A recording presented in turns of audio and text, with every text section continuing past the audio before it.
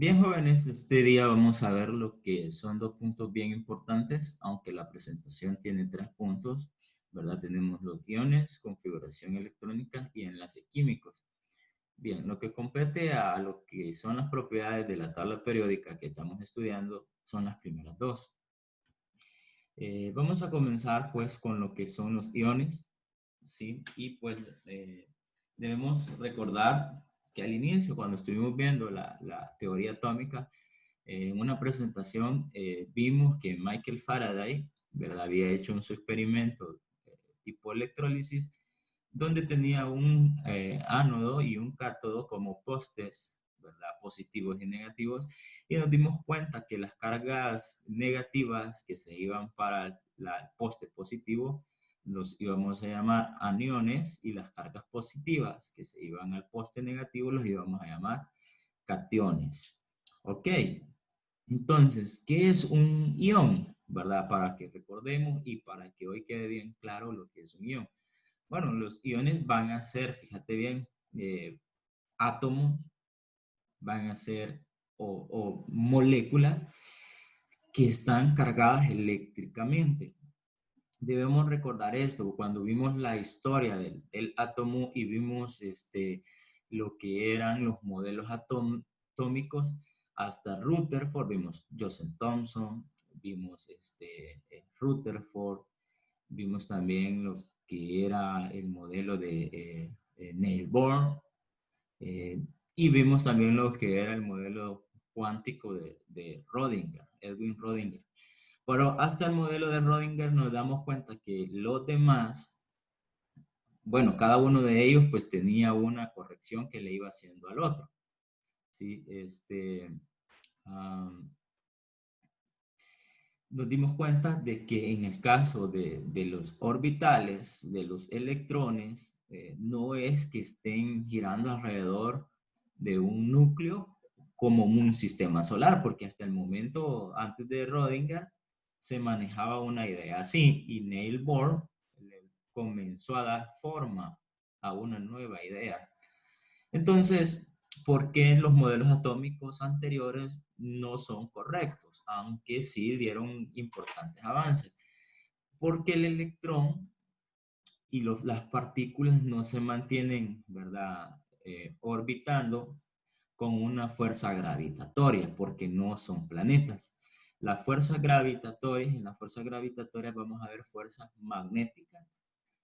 Y en este caso, lo que mantiene al electrón flotando o girando alrededor, ¿sí? Dando su spin alrededor del núcleo, spin significa vuelta o giro, es una fuerza eléctrica.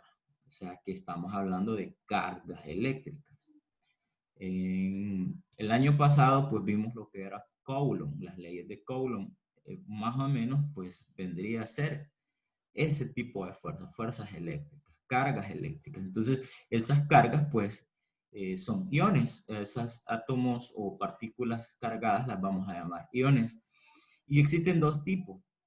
Vamos a tener los cationes, ¿verdad? Cuando estos electrones poseen una pérdida de electrones, o sea, van a estar cargados positivamente. Y vamos a tener los aniones cuando estos ganen electrones. Recuerda que el electrón es negativo y la ganancia de electrones, ¿verdad? Va a generar exceso de estos y los vamos a llamar aniones. Y también pueden recibir el nombre de ion negativo y el nombre de ion positivo. Muy bien, Gilbert Lewis, ¿verdad? O el diagrama de Lewis nos muestra que vamos a tener que poner, fíjate bien, un símbolo de los elementos de la tabla periódica, y a ellos vamos a rodearlos con la última capa de valencia, o sea, con el último orbital. Gilbert lo que quiere representar es la regla del octeto o la ley del octeto o la teoría del octeto, que consiste básicamente en que los átomos quieren tener, fíjate bien, una estabilidad atómica, ¿sí? Una estabilidad atómica en su último orbital. Quieren comportarse como un gas noble. ya que un gas noble en su último orbital tiene 8 electrones girando. Y para ello, pues vamos a representar con el siguiente ejemplo. Tengo el ácido clorhídrico, pero ¿cómo se formó el ácido clorhídrico? Bueno, tengo una mol de hidrógeno y tengo una mol de cloro. Y vemos de que hidrógeno pues tiene su núcleo y solamente tiene un orbital. Ok, y entonces solamente tiene un electrón girando. Muy bien, tiene un electrón girando. Pero luego lo vamos a sumar o lo vamos a combinar con el cloro. El cloro, bueno, el cloro tiene 17 electrones. Entonces vamos a dibujar, bueno, vamos a borrar acá. Si recuerdan, estuvimos viendo lo que era el radio. Este tiene que ser más grande porque está a la izquierda y este tiene que ser más pequeño porque está en el grupo 17, está más a la derecha. Recuerden esta propiedad, el radio y el volumen atómico disminuye de izquierda a derecha, quiere decir que los elementos más grandes van a estar en la izquierda. Y también aumenta de arriba hacia abajo, o sea que los elementos más grandes van a estar de arriba hacia abajo. ¿Sí? Siendo el francio, el cesio y el rubidio los elementos más grandes, ¿verdad?, de la tabla conocida. Entonces, volviendo a lo que es el cloro, vamos a tener, ¿verdad? Le vamos a dibujar tres anillos. Tres anillos, ¿verdad? Y fíjate bien, bueno, le ponemos 8, vamos a ponerle 8 electrones en el primero, ¿sí? Bueno, le vamos a poner 4, le vamos a poner 4 para que nos pegue. 4 electrones. Y bueno, supongamos que tiene 7 electrones en el último orbital. De hecho, así es, ¿verdad? 7. 7 electrones. Ok, 7. Este nos va a representar por 7, por cuestiones de tiempo no dibujarlos todos. Pero el punto es de que, bueno, el cloro busca tener ser un átomo estable. Pero esa estabilidad no la puede obtener él solo. Entonces busca con quién enlazarse, en este caso con los grupos 1 o 2, porque son metales, y el cloro está el grupo 17, es un halógeno no metal. Y estos del grupo 17 siempre como que te buscan enlazarse con los del grupo 1 y 2, ¿verdad? Por esa característica, por buscar esa estabilidad. Entonces, el cloro tiene la capacidad de robar y el hidrógeno tiene la capacidad de donar. Entonces, él acepta, ¿sí? Y cede ese electrón. Entonces, en el diagrama de Lewis vamos a tener que este electrón verde está dándole la estabilidad al cloro, pero al mismo tiempo mantiene la estabilidad del hidrógeno. Y eso sería la regla del octeto, ¿verdad? Buscar esa estabilidad en su último orbital con 8 electrones, como se comporta un gas noble. Recuerda que en la estructura de la tabla periódica los gases nobles están en el grupo 18. Como si te recuerdas, te dije de que, bueno, todo lo que vamos viendo te va a servir para que vayamos haciendo un cúmulo de conocimiento. Bien, vamos a tener, aquí tengo un ion de cloro y veamos, ¿verdad? ¿Qué está pasando? Bueno, en este caso, ¿verdad? Yo tengo lo que es el cloro con masa 35 según la tabla periódica y pues número atómico 17. ¿Qué me está diciendo esto del cloro? Muy bien, este es un cloro neutro, ¿sí?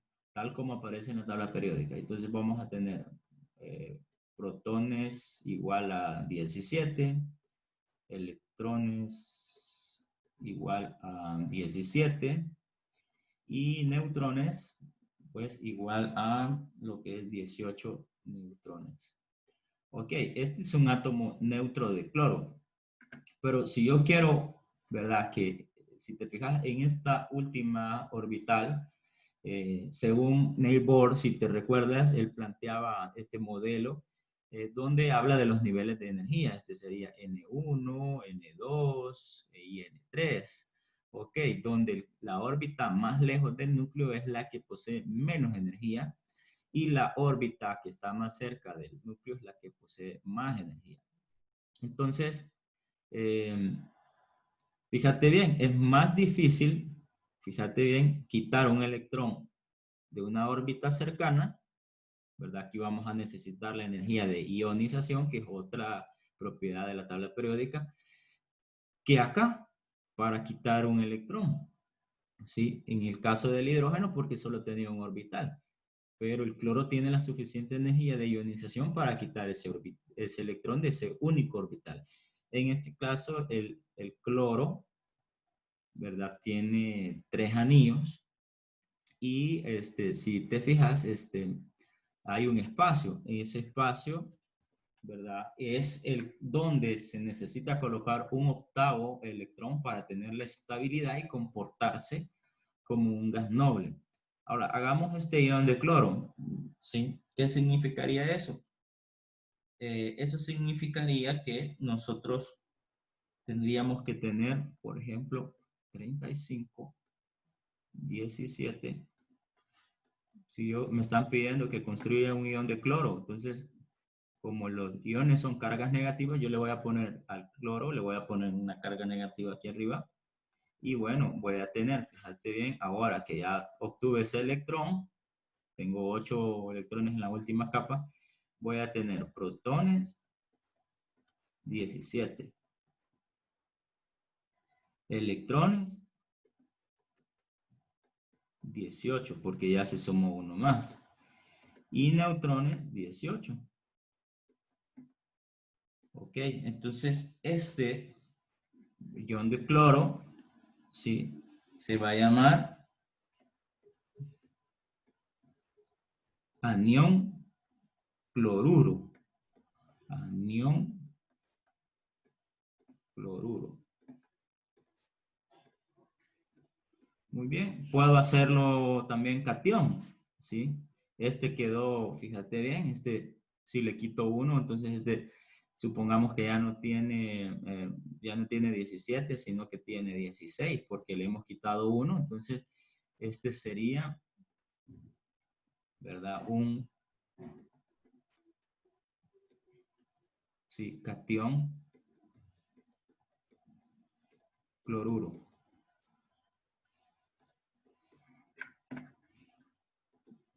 Bien, entonces hemos visto lo que son las cargas iónicas en los elementos. Debemos recordar también el potencial de ionización, que esto sería lo mismo. Y fíjate bien, también tendríamos que recordar lo que es la energía de ionización. Y pues vamos a tener que en un estado gaseoso es más fácil quitar un electrón de la última capa. También la energía que se necesita para quitar ese electrón vendría a ser energía igual a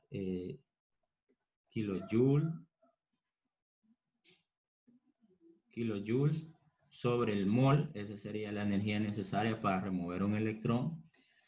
Y debemos también, pues voy a dibujar acá la tabla periódica. La energía de ionización fíjate bien, va a aumentar de abajo hacia arriba. Entonces, abajo voy a tener menos, arriba voy a tener más. Ok, esto es lo contrario al radio y el volumen atómico, porque el volumen aumentaba de arriba hacia abajo. Entonces, un ejemplo, digamos aquí tengo este átomo grande porque aumenta de arriba hacia abajo y aquí tengo este más pequeño. ¿A quién va a costar quitarle un electrón en la última capa? Entonces va a costarle a este, porque él, fíjate, tiene más cerca de su radio, ¿verdad? Pongamos el hidrógeno y pongamos el francio. Supongamos que este es el átomo de francio con 3 orbitales y este es el átomo de hidrógeno con un orbital. Ok, entonces el átomo que quiero remover está acá y el átomo que quiero remover está acá. Entonces este va a requerir menos energía de ionización que este. Entonces es más fácil quitar un electrón a los últimos de la tabla, o sea, a los de abajo de la tabla, ¿sí? Porque son más grandotes, ¿sí? Y está más alejado el radio, de lo que es el último electrón, que el de arriba. Pero también la otra regla dice que el radio, la energía de ionización es menor a la izquierda y mayor a la derecha. Entonces, por ejemplo, el grupo 17, donde está el cloro, el yodo, que son los halógenos, el grupo 17. Si yo te pregunto, mira, ¿cuál es más fácil quitar? ¿Verdad? Quitárselo al hidrógeno que quitárselo al flúor.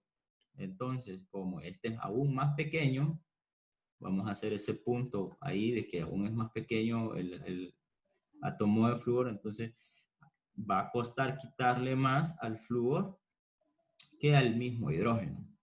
Entonces,